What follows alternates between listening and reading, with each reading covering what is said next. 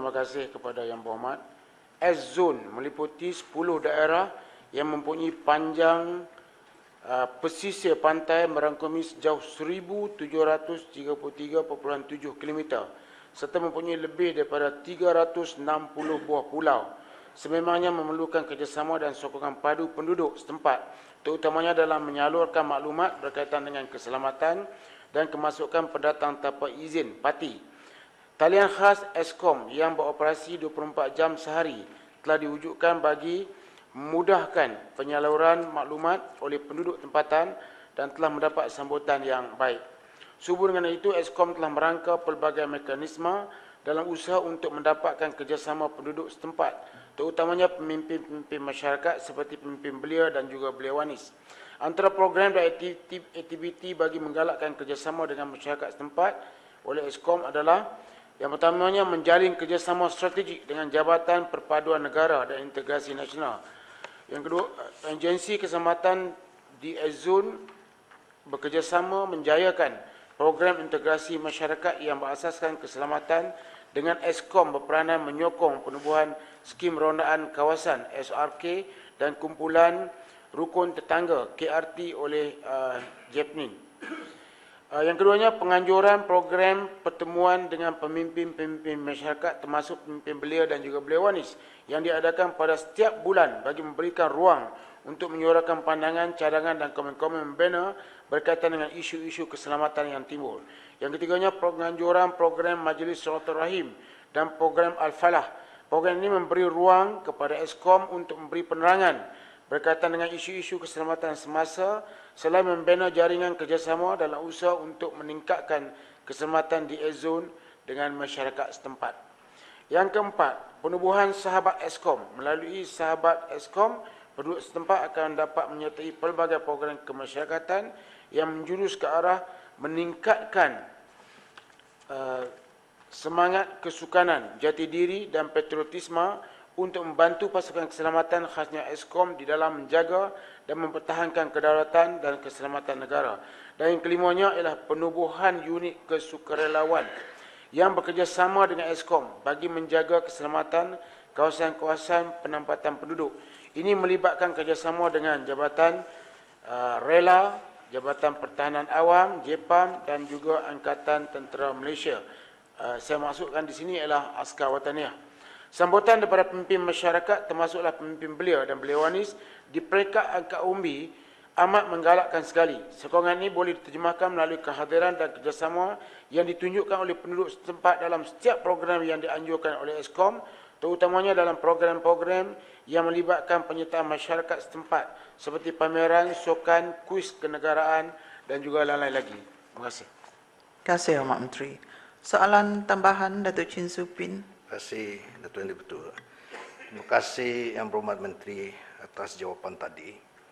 Yang Berhormat, kita sedar bahawa adanya penglibatan dari rakyat tempatan ataupun pendatang tanpa izin yang bersekongkol dalam memberikan maklumat tertentu kepada penceroboh semasa kejadian pencorobohan di Ladatu dan kejadian-kejadian penculikan yang berlaku di Sabah. Oleh yang demikian, soalan saya, bagaimanakah kerajaan ingin memastikan setiap operasi dan maklumat program keselamatan yang dirancang membabitkan kerjasama dengan rukun tetangga ataupun rakyat tempatan tidak dibocorkan kepada pihak luar? Dan sejauh manakah tapisan yang dibuat oleh pihak Eskom dalam mengkenapasti setiap maklumat yang diberikan oleh rakyat tempatan ataupun rukun tetangga benar-benar sahih dan boleh diterima pakai? Terima kasih. Terima kasih, Ahmad. Silakan, Ahmad Menteri. Datuk Yang Dipertua, kita sedar sebelum penubuhan Eskom dalam kawasan S-Zone ini, banyak pencerobohan, penculikan dan juga lain-lain jenayah rentas sempadan mendapat kerjasama daripada orang tempatan. Dan kita tahu bahawa orang tempatan ini ialah banyak daripada mereka yang berasal daripada negara jiran yang sebangsa dengan mereka. Jadi sudah pasti hubungan kekeluargaan dan juga mungkin hubungan aktiviti ekonomi itu berkaitan dan berjalan terus. Ini yang berlaku sebelum kita perkenalkan Eskom.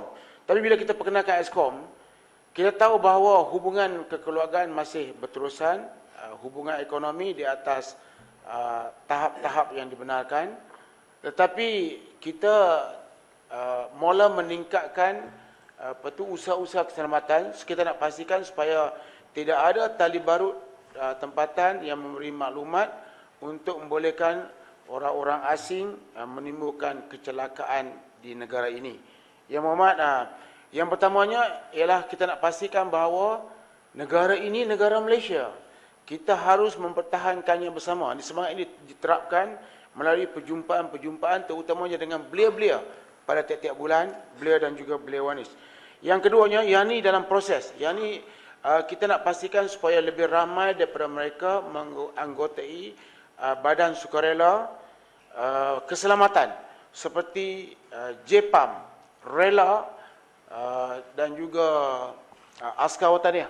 Jadi usaha mempertahankan negara ini bukan saja di pihak keselamatan tetapi di pihak rakyat. Tetapi kali ini di pihak rakyat yang terlatih melalui pertubuhan-pertubuhan yang saya sebutkan tadi. Ada pandangan mengatakan bahawa kalau kita bagi mereka latihan ketenteraan, bagi senjata, ini akan boleh mempercepatkan pihak luar datang ke sini dan mereka akan ada orang tempatan yang terlatih.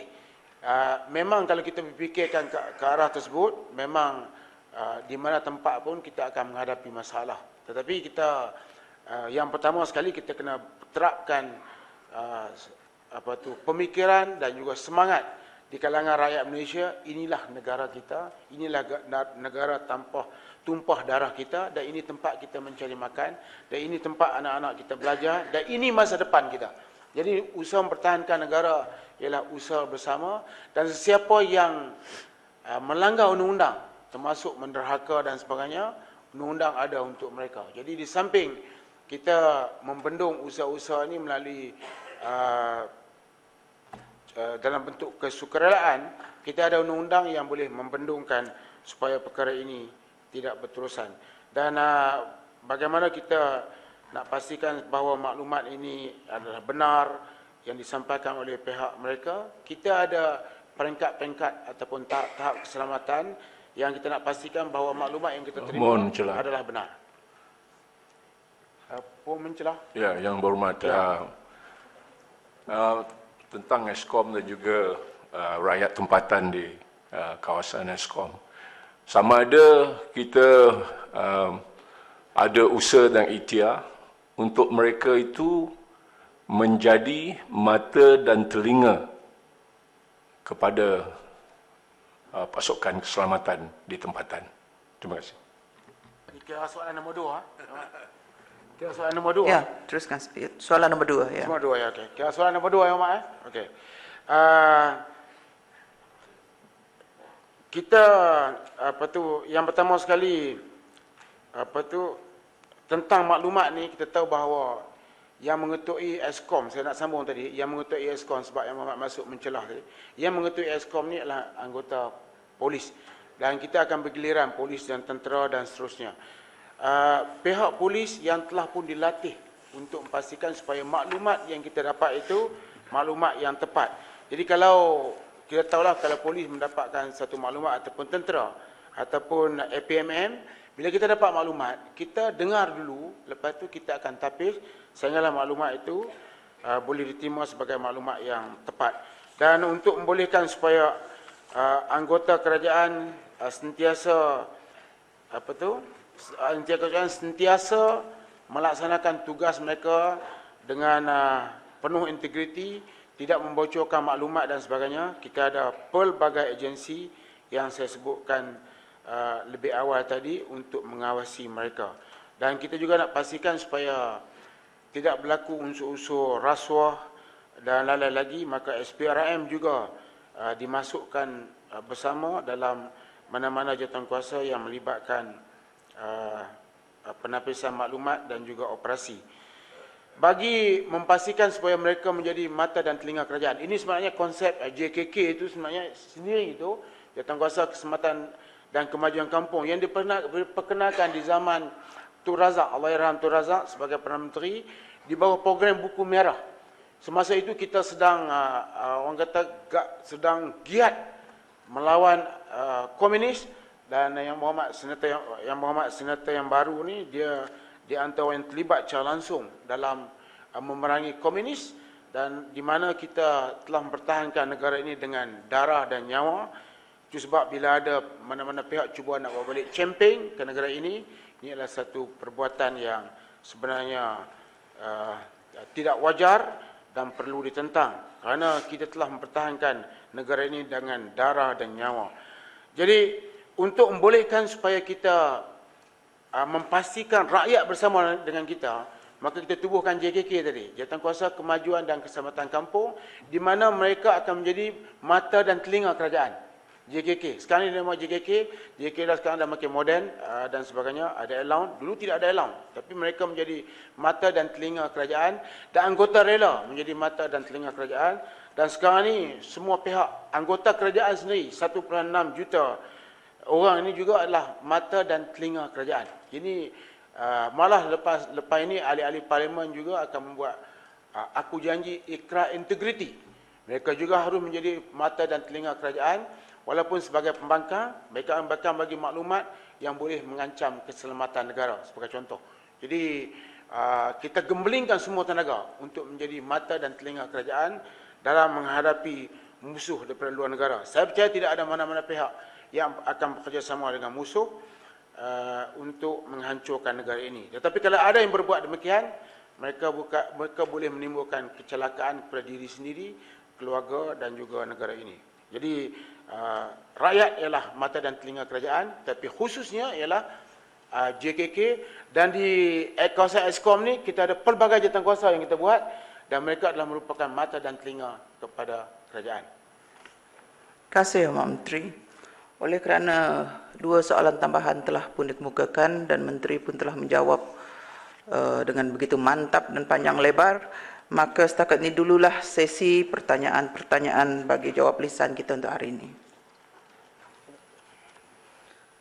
Yang berhormat Menteri di Jabatan Perdana Menteri akan mencadangkan usul urusan.